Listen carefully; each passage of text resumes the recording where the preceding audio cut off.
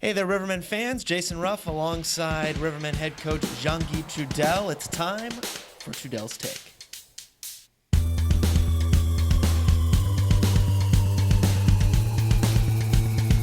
Well, this is our first Trudel's Take of the season, Coach. It's been a while since I know you've done one of these in general. Been a while since the Rivermen have played a game, over 500 days. Yeah, it's been a tough process, but we're not the only one, I think, that went through the whole process. And I think everybody right now, instead of looking at the negative, I think everybody's just excited to have hockey back here in Peoria.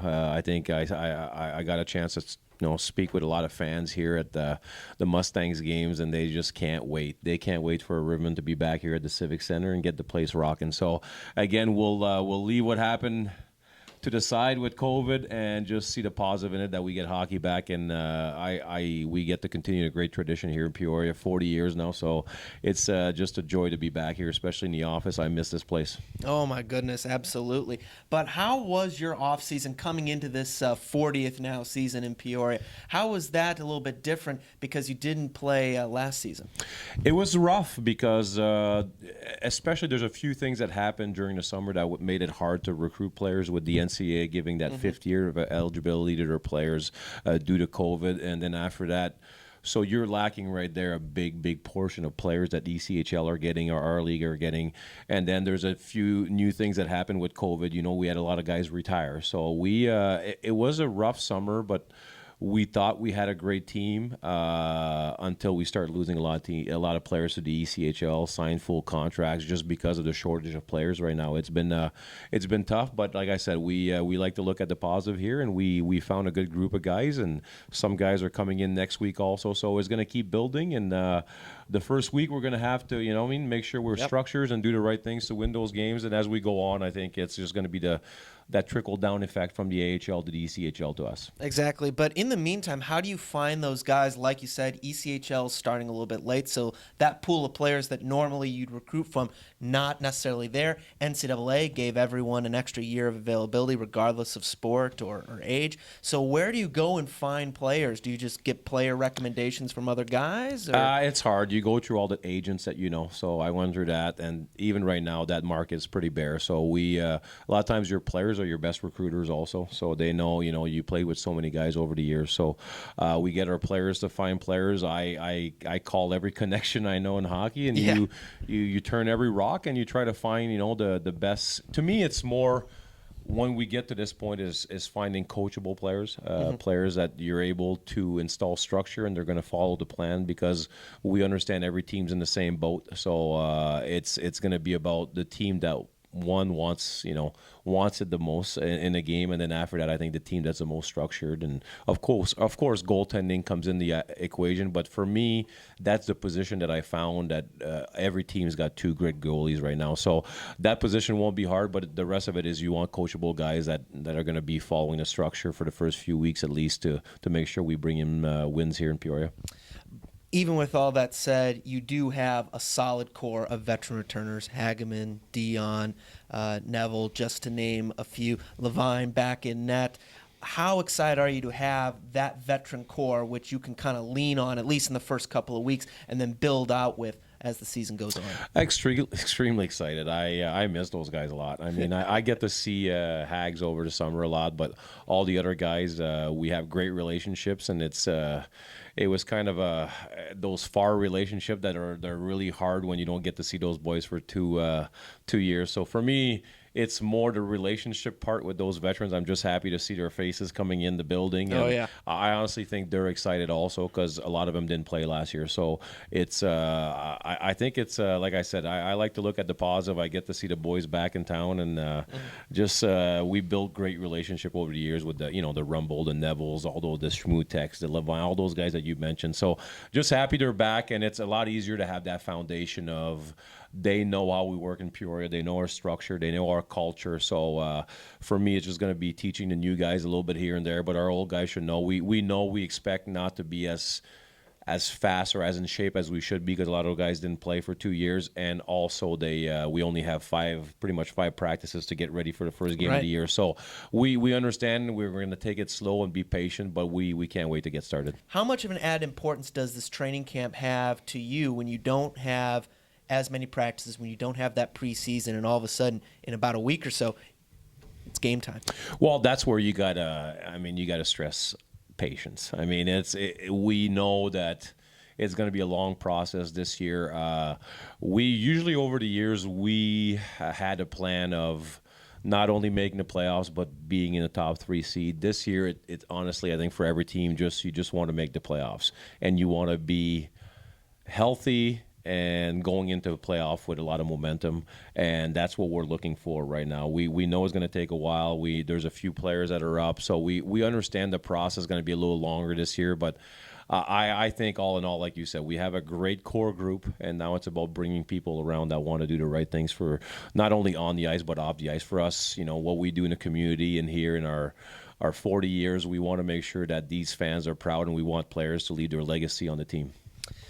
Looking a bit at Vermilion County, brand new team, the Bobcats come into the SPHL. Obviously, that building is going to be rocking. It's going to be their home opener, first Rivermen game on the road. How important do you think it's going to be to weather the first couple of minutes and get off to a hot start? A lot of teams look at it that way. I just always look at it, just bring the storm to them. You always have to. We know the energy is going to be up. You just got to match the intensity, and also the most important is a lot of times that excitement you bring them against them.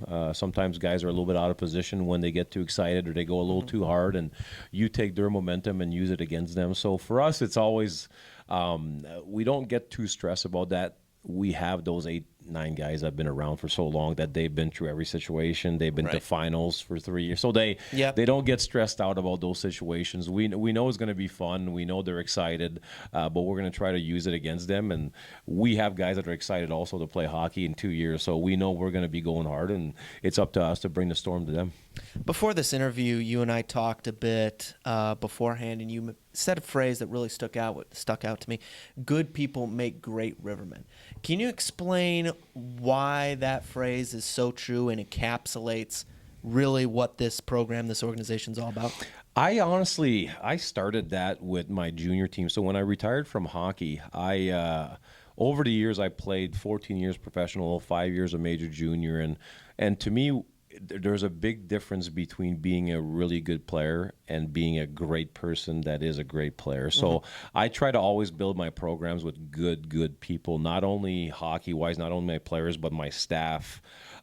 We need everybody to be on the same page, and we need people that care, because to me, good people really care about what they do, and they know themselves really well. And to me, when you know yourself really well, you are a leader, because you're able to handle anything because you know yourself. So we want great people first, and then after that, we want good players. So for me, that's the most important thing. And I think that's why the Levines, the Hageman, all the guys that have been here over the years, the Bremners, they're all just phenomenal people. So for that, they made great Rivermen, because they really do care about the hockey team and about the organization, about the city.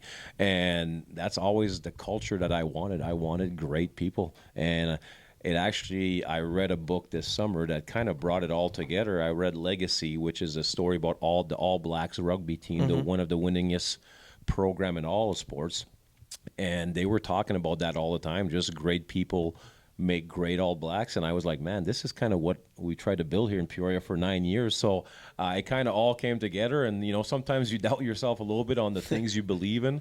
But that just kind of reassured me that a lot of great organizations, that's what they want. They just want great people.